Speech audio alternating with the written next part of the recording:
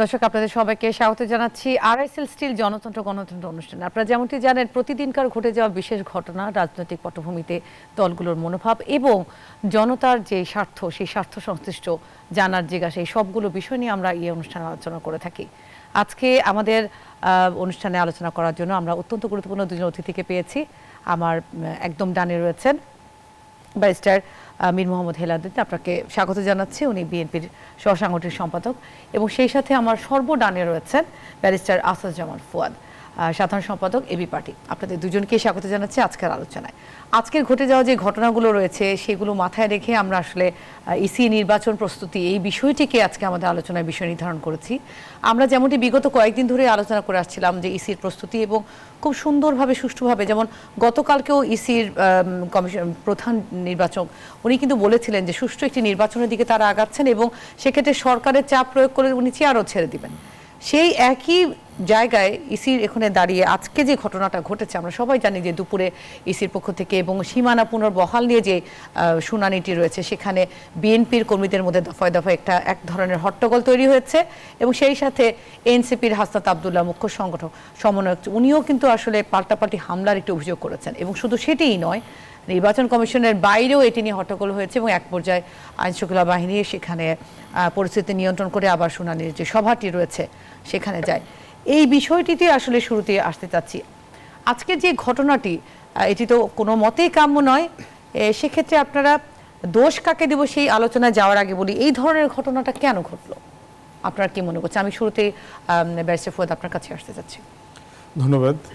প্রথম কথা হচ্ছে, অফকোর্স আপনার সাথে আমি একো করতেছি যে এটা খুব অন্যায্য কাজ এবং অসুন্দর কাজ, এবং সেক্ষেত্রে দুইটা প্যারালাল ইনভেস্টিগেশন হওয়া উচিত বলে মনে করছি।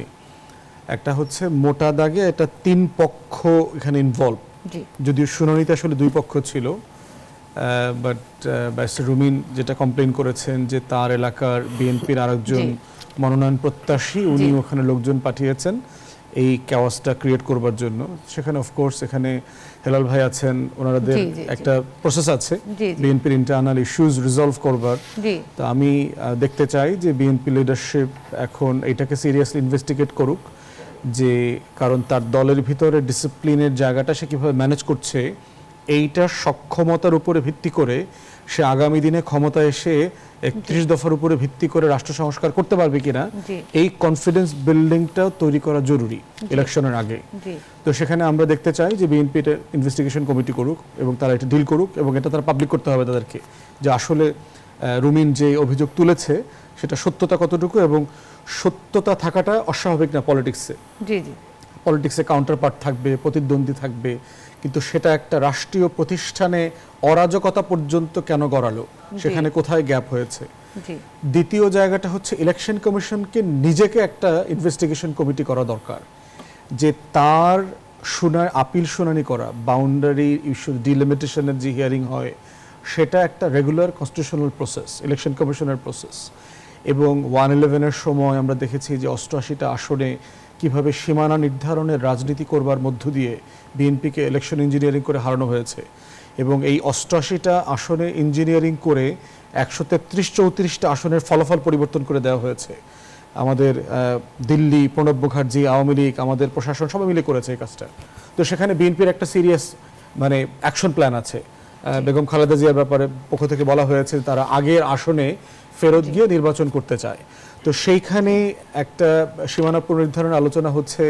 নির্বাচন কমিশনের রুমে এই ধরনের হাতাহাতি ঘটনা কি কোন পর্যন্ত ঘটলো, কেন ঘটলো, কিভাবে সম্ভব হইল এই ঘটনা?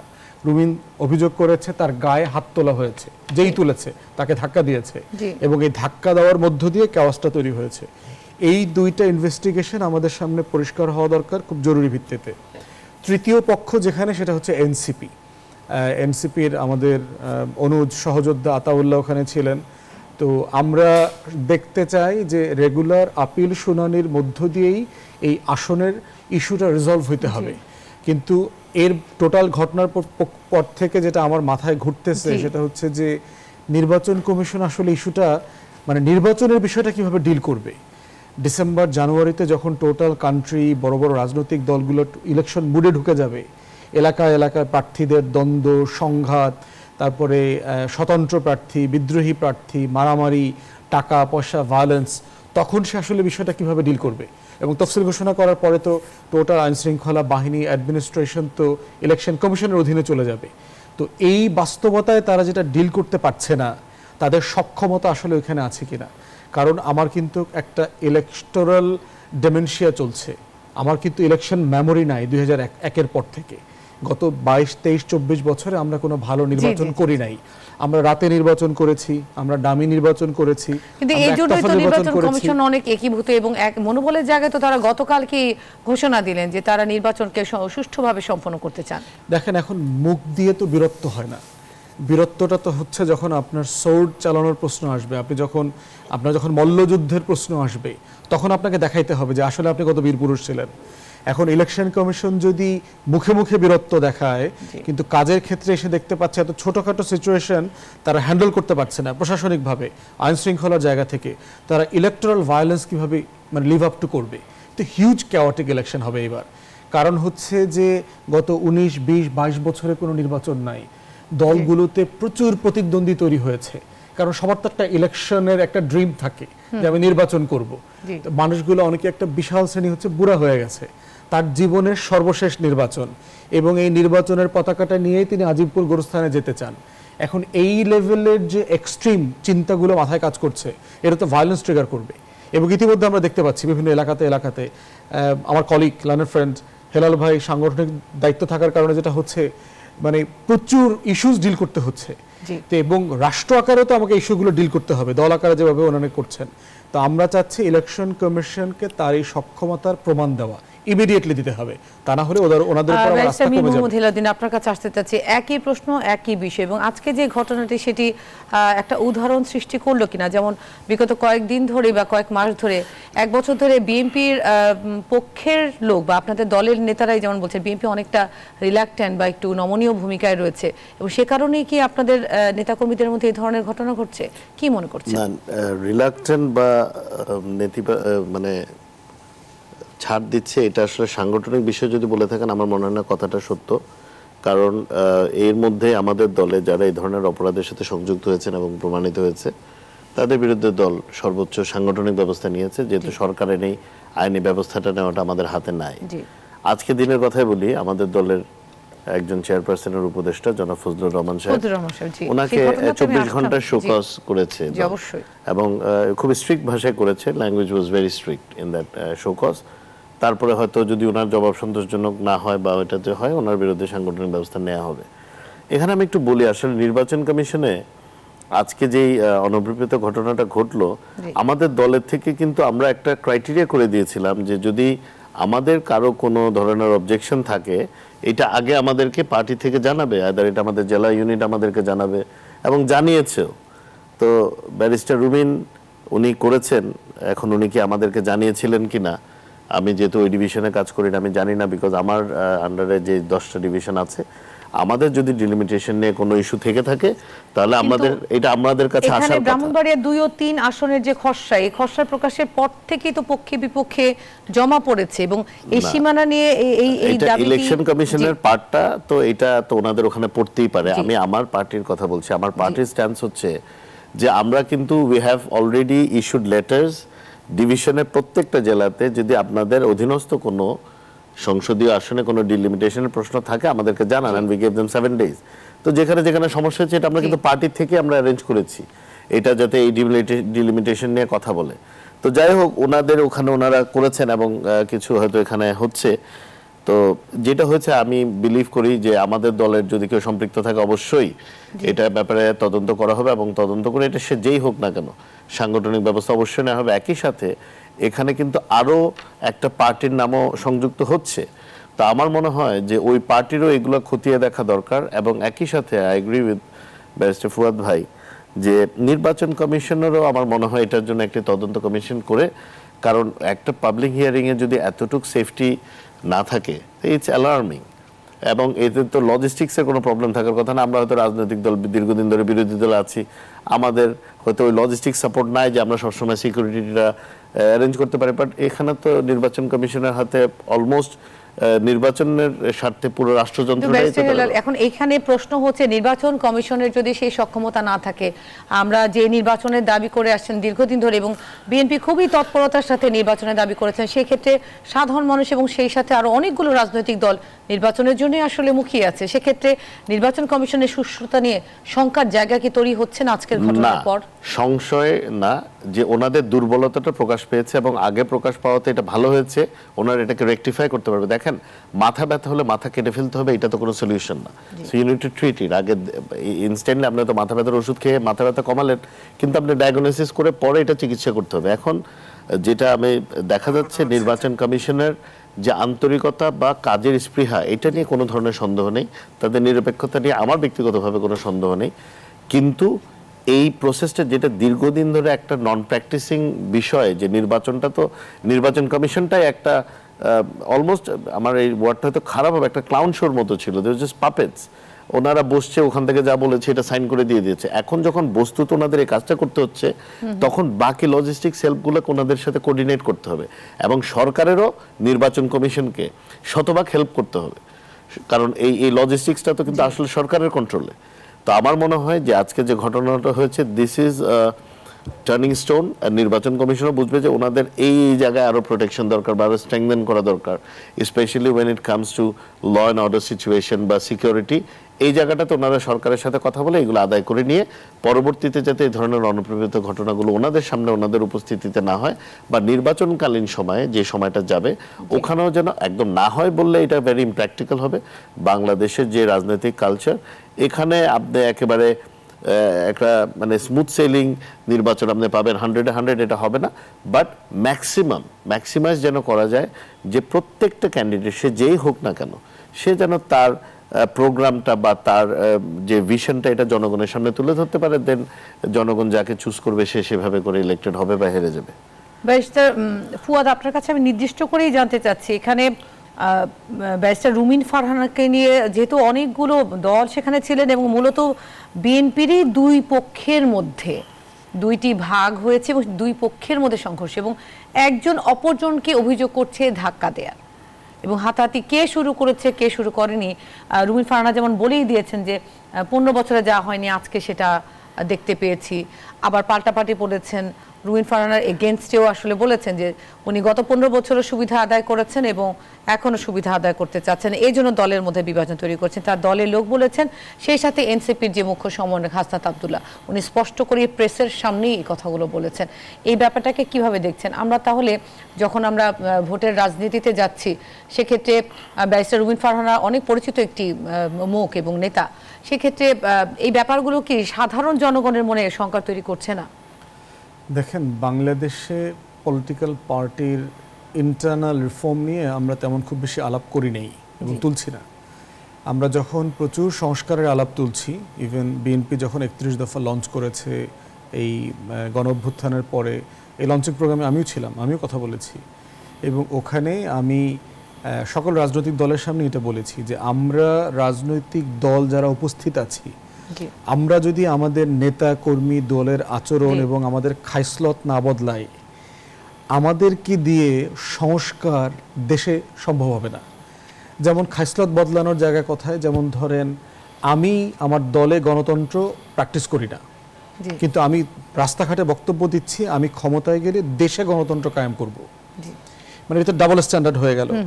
আমি আমার দলে সহনশীলতা প্র্যাকটিস করি না, ভিন্ন মতকে সম্মান করা প্র্যাকটিস করি না, আমার বিরুদ্ধে বাহিরে অথবা ফোরামে দলের মতের বাইরে কথা বললে তাকে আমি শাটডাউন করে দেওয়ার চেষ্টা করি, সাইডলাইন করবার চেষ্টা করি, পথ থেকে বঞ্চিত করবার চেষ্টা করি। তাহলে আমি যখন ক্ষমতায় যাব, আমার বিরুদ্ধে যারা মানববন্ধন করবে, সমাবেশ করবে, বক্তব্য দেবে, আমি তখন নাগরিক আকারে তাকে সহনশীলতার আচরণ তার প্রতি করতে পারবো কিনা। আমি যখন দেখেন আমার দলে আমার আর্থিক স্বচ্ছতা নাই, ট্রান্সপারেন্সি মেনটেন করছি না, আমার দলের টাকা আমি কোত্থেকে আয় করছি, কিভাবে ব্যয় করছি, এইটা আমি ভালোভাবে অডিট করছি না, কিন্তু আমি জাতিকে বলছি আমি ক্ষমতায় গেলে দেশ থেকে দুর্নীতি দূর করব, দুদককে শক্তিশালী করব, দেশ থেকে অবৈধভাবে টাকা চুরি করতে পারবো না, ঘুষ বাণিজ্য বন্ধ করবো, এগুলো বলছি। তাহলে প্রশ্ন হচ্ছে যে এটা শুরুটা কোত্থেকে হবে? শুরুটা আসলে আমাদের থেকে হতে হবে। আমরা যারা পলিটিক্স করছি, আমরা যারা রাজনৈতিক কর্মী, রাজনৈতিক দল, আমাদের মধ্যকার সংস্কারটা হচ্ছে মোটা দাগে সবচেয়ে গুরুত্বপূর্ণ সংস্কার, এবং নিজেদের ভিতরে সংস্কার করতে না পারলে আমাদের মতো অসংস্কার করা লোকরা সংস্কারের রাজনীতি করবে, দেশ বদলায় দেবে, এটা আশা করা যায় না। সেই জায়গাতে আজকের ঘটনাটা হচ্ছে একটা ছোট্ট গিনিপিগ ইস্যু, রিয়ালিটি আর বিচ্ছিন্ন ঘটনা, মানে এটা প্রতিদিন হচ্ছে বাংলাদেশে। যেমন ধরেন আমার এলাকাতে বিএনপির 2 গ্রুপ রামদা মিছিল করেছে। এখন সমস্যাটা কোথায়? এটা কি শুধু এক জায়গায় না, তো সারা দেশে হচ্ছে। এই আমার ফ্রেন্ড হেলাল ভাই আছেন, চিটাগংয়ে খুব সিনিয়র 2জন নেতাকে রিসেন্টলি সাসপেন্ড করতে হয়েছে, মানে যারা ভেরি প্রমিনেন্ট লিডার। এখন প্রশ্ন হচ্ছে যে এইটা আপনি কালেকটিভলি কোনো দলকে ব্লেম দিয়ে সমাধান করতে পারবেন না। এই দল বড়, তার সমস্যা বেশি, আবার দল ছোট, তার সমস্যা কম। তো এখন এই জায়গাতে হচ্ছে একটা কালেকটিভ এফোর্ট দরকার। রাষ্ট্রটাকে যদি আমরা বদলাইতে চাই, আমাদের দলের রাজনৈতিক নেতাকর্মীদের এই পুরো বিষয়টার আরেকটা দৃষ্টিভঙ্গি নিয়ে আমরা বিরতির ওপারে আলাপ করব। এই মুহূর্তে একটা বিরতির সময় হয়েছে। দর্শক, আপনারা দেখছেন আরআইএসএল স্টিল গণতন্ত্র। আমরা একটা বিরতিতে নিচ্ছি এবং বিরতির পর ফিরে এসে আবার কথা চালাবো।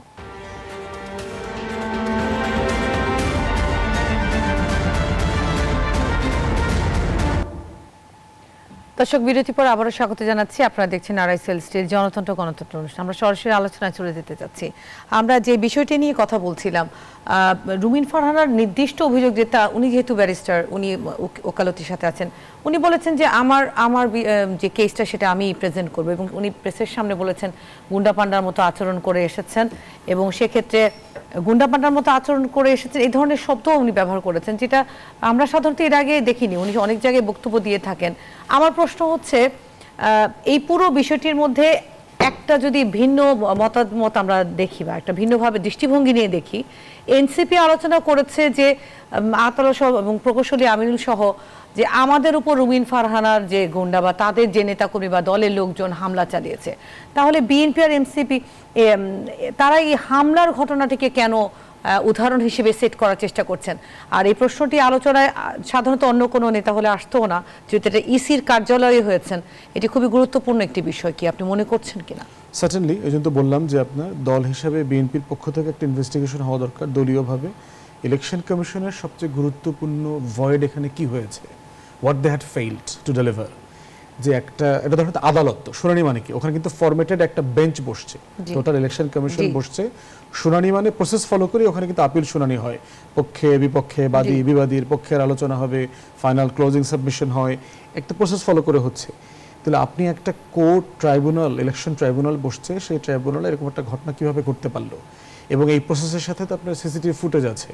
তো নির্বাচন কমিশনের পক্ষ থেকে পুরো ঘটনাটার একটা মিনিটস ইন্ডেক্স তৈরি করা দরকার, যে ঘটনাটা ধরেন 11টা 13 মিনিটে এই বিষয়টা এইভাবে ট্রিগার করেছে, 11টা 17 মিনিটে এটা হাতাহাতি পর্যায়ে গেছে, কে কিভাবে করেছে এটা আপনি মিডিয়া উপস্থিত ছিল, বিভিন্ন মিডিয়ার ফুটেজও আসছে, মোবাইলে অনেকের ভিডিও আসছে দেখলাম অনলাইনে। একটা পর্যায়ের পর মিডিয়ার ক্যামেরা সেখানে ছিল না, কিন্তু সাংবাদিকরা সেখানে উপস্থিত ছিল। ওইটা আপনি ইনভেস্টিগেশনের জন্য সাংবাদিকদেরকে ডাকেন, যারা শুনানিতে উপস্থিত ছিলেন, সাংবাদিকরা তখন বক্তব্যটা দিতে পারবে, দিলে পরে আপনার জিনিসটা পিকচারটা পরিষ্কার হয়ে যাবে। বিষয় হচ্ছে এটা অনাকাঙ্ক্ষিত। ইলেকশন কমিশনের উপরে আস্থাহীনতার একটা সংকট তৈরি যেন না হয়, তাদেরকে এটা প্রমাণ করতে হবে। এনসিপিরও দায়িত্ব হচ্ছে যে এনসিপির পার্ট অফ দ্য স্টোরি যেটা আছে সেটা মিনিটস বাই মিনিটস জাতির সামনে বলা।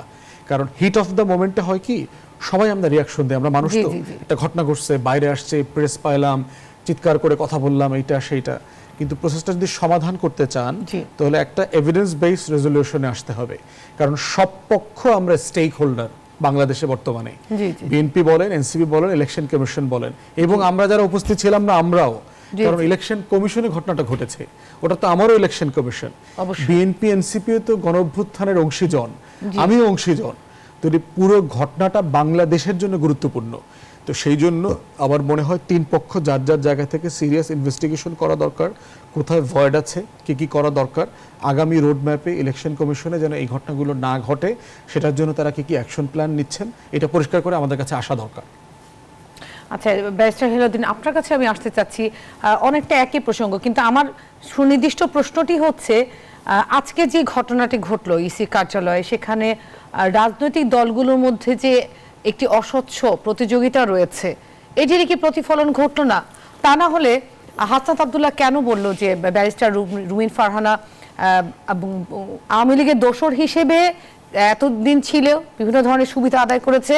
এখন বিএনপি যেহেতু অনেকটা শক্তিশালী দল, এখন উনি বিএনপির পক্ষে থেকেও উনি বিগত যে ফ্যাসিবাদী সরকারের সময় সুবিধা ভোগ করেছেন এবং এখন সেই সুবিধা নিতে চাচ্ছে, এবং এই জন্যই তার নেতাকর্মী দিয়ে এনসিপির নেতাকর্মীর উপর হামলা হয়েছে।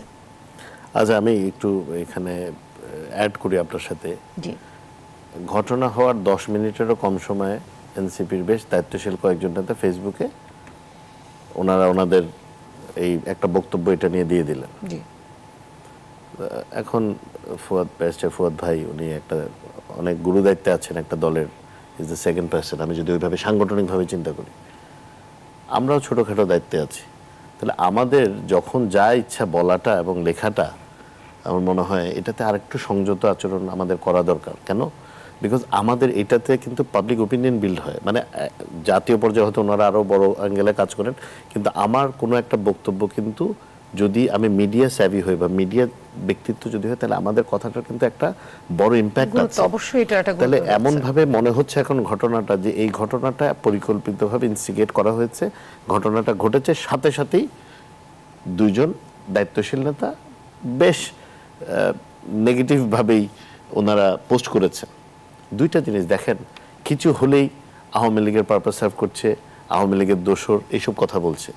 এখন বিএনপি একটা দল, 17 বছর বিএনপি নামে অপারেট করতে হয়েছে, হামলা মামলা নির্যাতন গুম খুন সব কিছু শিকার হয়েছে। এখন আবার বলতে চায় যে কি আমরা ওদেরকে পুনর্বাসন করতে চাচ্ছি।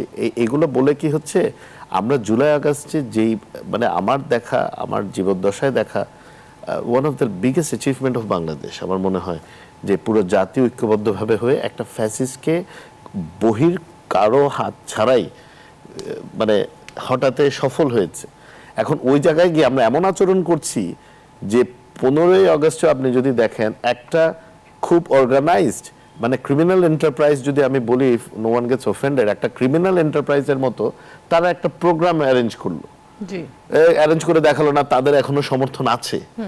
মানে এটা বোঝানোর চেষ্টা করলো বিশ্ববাসীকে যে তারা এটা কেন করতে পেরেছে। এটা হচ্ছে আমাদের হয়তো দূরদর্শিতার অভাব, অথবা মানে আমরা এখনো দেশের স্বার্থটাকে নিজের স্বার্থের উপরে রাখতে পারছি না।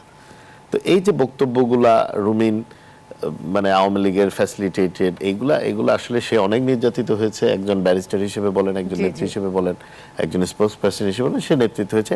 হ্যাঁ, ওনারও যে রিঅ্যাকশনটা ছিল, আমার মনে হয় আসলে যেটা হয় মানে হিট অফ দ্য মোমেন্ট। আপনার কাছে এই পর্যায়ে আমরা আরেকটি প্রশ্ন রয়েছে, এই বিষয়টি নিয়ে অবশ্যই আমরা কথা বলবো, সেই সাথে সমস্যা আরো অনেকগুলো বিষয় আমাদের রয়েছে। এই বিষয়ে শেষ আরেকটি প্রশ্ন আমি আপনাকে করতে চাচ্ছি, রাজনৈতিক দলগুলোর আসলে অজুহাতটা কি? এই যে 1 আসন 2 থাকবে নাকি 3 থাকবে নাকি সীমানা 1 হবে, যদি দলীয় সখ্যতা বজায় থাকে সেক্ষেত্রে একই দলের যদি দুজন প্রার্থী যে কোনো একজন যদি ওই সীমানার মধ্যে বিজয়ী হয়, তাহলে এটা দলের সার্থকতা নয়? এখানে আসলে বিজয় হন না, বিভাজনটা হচ্ছে দোনো পক্ষই। আমি যদি আজকে দিনে মনে করি যে ওনারা ওখানে গেছে পার্টিকে ইনফর্ম না করে, তাহলে দোনো পক্ষই তো দলীয় শৃঙ্খলার বাইরে কাজ করেছে।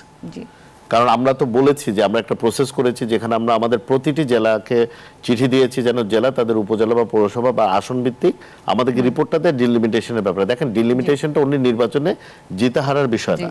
আমাদের চট্টগ্রামে একটা হয়েছে, বোয়ালখালীর 2টা ইউনিয়ন পড়ে গিয়েছিল রাঙ্গুনিয়ার সাথে, কিন্তু জিওগ্রাফিক্যালি এটা বোয়ালখালী কনস্টিটিউয়েন্সিতে পড়ে, এই 2টা চলে এসছে, কারো কোনো অবজেকশন ছিল না। তো অনেক সময় জিওগ্রাফিক্যাল কারণে কিছু পরিবর্তন প্রয়োজন হয়, কিন্তু এটা যদি হয় এটা সম্মিলিতভাবেই আমাদেরকে জানাতে বলেছি, কিন্তু জানানো হয়নি। এটা হলো ফার্স্ট শৃঙ্খলা না মানার একটা আপনি রিফ্লেকশন যদি দেখতে পান, মানে এটা দেখা যায় যে they did not want to follow the rules. চিন্তা করছে আমার ইচ্ছা আমি গেলাম, নির্বাচন কমিশন তো যাওয়া যায়, যাওয়া তো অবশ্যই যায় যদি আপনি ইন্ডিপেন্ডেন্ট হন। কিন্তু আপনি যদি একটা পার্টির নেতা হিসেবে ওখানে যান বা পার্টির প্রতিনিধি হিসেবে ওখানে যান, পার্টির দায়িত্বশীল হিসেবে যান, আপনি অবশ্যই আমার পার্টি যেভাবে প্রেসক্রাইব করেছে আপনার ওইভাবেই যাওয়া লাগবে, এটা বাইরে যাওয়ার সুযোগ নাই। তো আমি এটা বলবো না যে রাজনৈতিক দলের অজুহাত কি, এটা কোনো অজুহাতের বিষয় না, এটা ব্যক্তিকে জিজ্ঞেস করতে হবে আপনার অজুহাত কি। Because BNP did not go in, ওনারা বিএনপির পদে থেকে বিএনপির নিয়মের বাইরে গিয়ে ওনারা এটা করেছেন, কারণ এটা নিয়ম না। নিয়ম হচ্ছে আমাদেরকে জানাবে, আমরা আমাদের দপ্তর থেকে এটা ব্যবস্থা করব, we will provide the legal help, legal assistance, যেটা লাগে সেটা আমরা করব। ওনারা তো কেউ করেন না এটা। আর এখানে এনসিপি অ্যাড হয়ে বলছেন ও আমাকে মেরেছে, আমাকে মেরেছে। পর্যন্ত কি হেলাল ভাই আপনারা কোনোটা করেছেন, মানে দলের পক্ষ থেকে ডিলিমিটেশন হিয়ারিং এ গেছেন এরকম? কোনো ঘটনা আচ্ছা, ঘটেছে? আমার ডিভিশনে যেহেতু কোনো চেঞ্জ নাই, আমার এখানে হয় না, অন্যান্য সাংগঠনিক সম্পাদকরা হয়তো এটা আরো ক্লিয়ারলি বলতে পারবেন, বাট স্পেসিফিকলি আমরা প্রত্যেকটা জেলাকে বলেছি যে আপনার আন্ডারে যতগুলো সংসদীয় আসন আছে এখানে কোনো অসুবিধা থাকলে লিস্টে পাঠিয়ে দিয়েছি, সাথে আমাদেরকে জানান।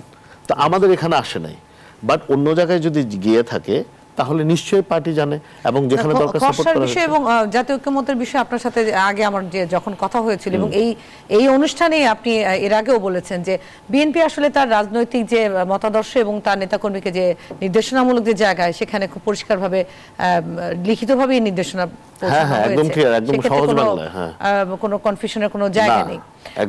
আমরা এই পর্যায়ে আরেকটা বিরতিতে যাচ্ছি দর্শক, বিরতি পরে এসে আমাদের আরো কতগুলো বিষয় রয়েছে সেই বিষয়গুলোতে আলোচনা চালিয়ে যাবে। একটা বিরতি নিচ্ছি, আপনারা দেখছেন RSL জনতন্ত্র গণতন্ত্র।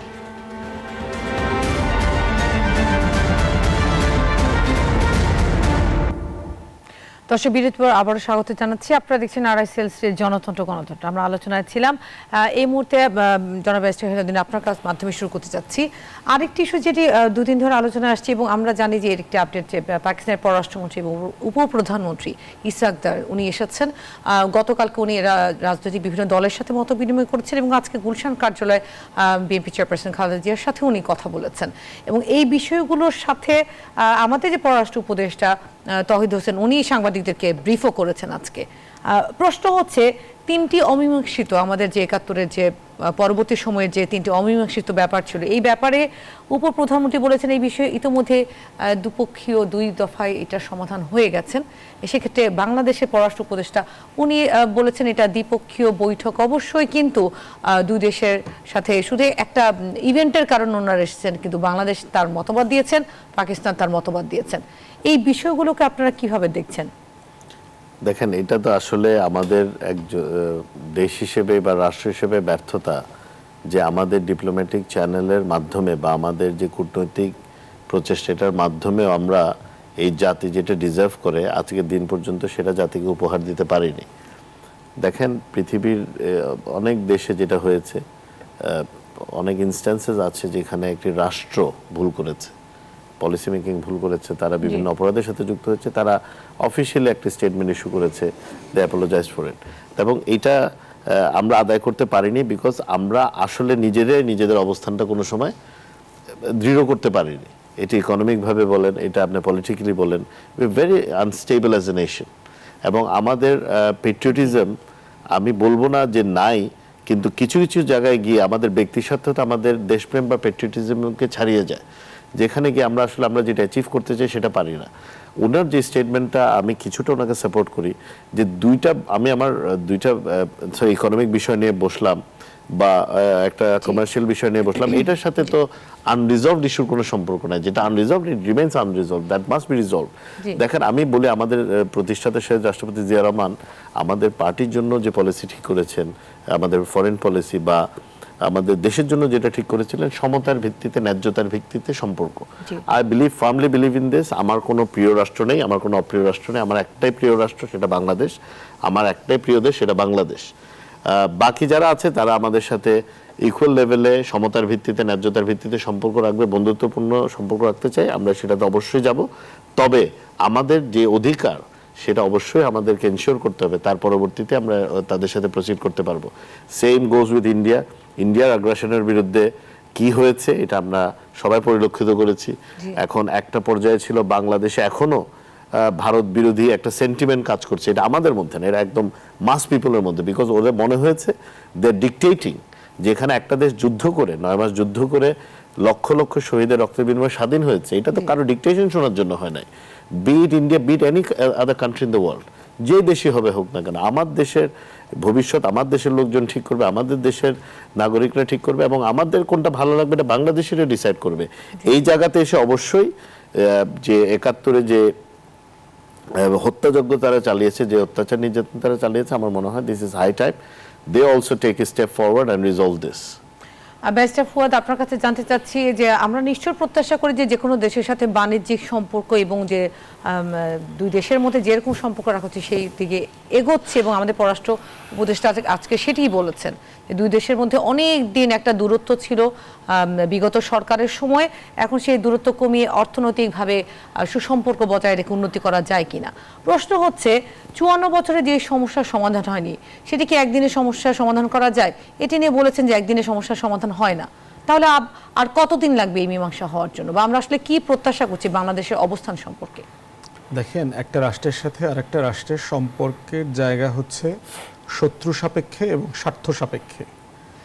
গত 54 বছরে এই রাষ্ট্রের স্বাধীনতা, সার্বভৌমত্ব প্রতিদিন যিনি লঙ্ঘন করেছেন সেই দিল্লির আধিপত্যবাদের বিরুদ্ধে একটা গণ অভ্যুত্থান হয়েছে গত বছর।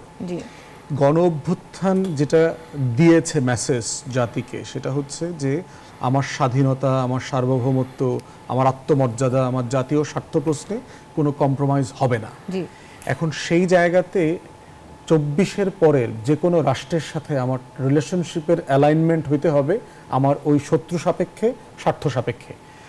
পাকিস্তান আমাদের এই এলাকাতে চীনের পরে সবচেয়ে মিলিটারিলি পাওয়ারফুল স্টেট, এবং তারা কয়দিন আগে ভারতকে খুবই লজ্জাজনকভাবে যুদ্ধে হারায় দিছে, এবং ভারত আমেরিকার পায়ে পড়ে নেগোসিয়েশন করে টেবিলে আসছে।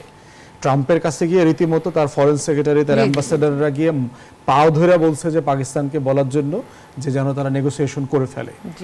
এই পরাজয়ের পরে আমার রাষ্ট্রকে 24-এর পরের অ্যালাইনমেন্টে চিন্তা করতে হবে, কে আমাকে দিল্লির আধিপত্যবাদ, পলিটিক্যাল হেজিমনি, আমার কলকাতার কালচারাল হেজিমনি থেকে আমাকে সেভ করবে। সেক্ষেত্রে চায়না এবং পাকিস্তান এবং মালদ্বীপ, নেপাল, ভুটান, যারা সবাই, শ্রীলঙ্কা থেকে শুরু করে সবাই দিল্লির হেজিমনিকে ফাইট করতেছে। আমার এই গ্রেটার অ্যালায়েন্স লাগবে। এখন আমি কি আগামী দিনের বাংলাদেশের সভরেন্টি নিয়ে ফাইট করব, ইন্ডিপেন্ডেন্স নিয়ে ফাইট করব, না আমি অতীতের একটা বিষয় অমীমাংসিত, যে এটা পৃথিবীর অলমোস্ট কোনো রাষ্ট্র যার যার হিস্টোরিক্যাল রিয়েলিটিতে মীমাংসা করতে পারে নাই, সেরকম একটা বিষয় বারবার তুলে নিয়ে আসবো। এবং এই জন্য দেখবেন যে পাকিস্তানের আলোচনাটা যখন হয় তখন বাংলাদেশের রাষ্ট্র সাপেক্ষে হয় না, দিল্লির ফরেন পলিসি সাপেক্ষে হয়। দিল্লির লেন্স দিয়ে আলোচনাটা দেখা হয় যে পাকিস্তানের সাথে আমার সম্পর্ক কিরকম হবে না হবে। দেখেন, আমাদের ব্রিটিশ হাইকমিশন আছে না, বাংলাদেশে কতদিন আপনারা টকশোতে আলোচনা করেছেন ব্রিটিশ হাইকমিশনের সাথে আমার 90 বছরের সম্পর্ক, আমার কলোনিয়াল হিস্ট্রি, আমার বিলিয়নস অফ ডলার, শত শত বিলিয়নস অফ ডলারের লুটপাট, এগুলো নেগোসিয়েশন করতে হবে, না করতে হলে আপনার সাথে আমার সম্পর্ক নরমাল হবে না। কোন রাজনৈতিক দল কি করেছে? আপনি কি কখনো বলেছেন যে দিল্লি কি পরিমাণ টাকা লুট করেছে এটার হিসাব না দিলে আমরা হাই কমিশন এখানে বসতে দিব না? বলেন নাই তো। আপনি দেখেন পৃথিবীর প্রত্যেকটা সম্পর্ক দেখেন, ট্রাম্প বলছে না কানাডাকে স্টেট বানায় ফেলবে 51তম, কারণ তার জিওগ্রাফির ঝামেলা আছে, শত শত বছর ধরে আছে। মেক্সিকান বর্ডারে আমেরিকার সাথে ঝামেলা আছে। সোভিয়েত ইউনিয়ন দেখেন দ্বিতীয় বিশ্বযুদ্ধে একসাথে কাজ করেছে, চায়নাতে আছে, কোরিয়াতে আছে, ইন্ডিয়াতে আছে, সবখানে আছে। হিস্টোরিক্যালি ভৌগোলিকভাবে সীমান্ত, যুদ্ধ, গণহত্যা, এগুলো লুট, এগুলো রিজলভ করা যায় নাই, অলমোস্ট কোনো রাষ্ট্র পারে নাই।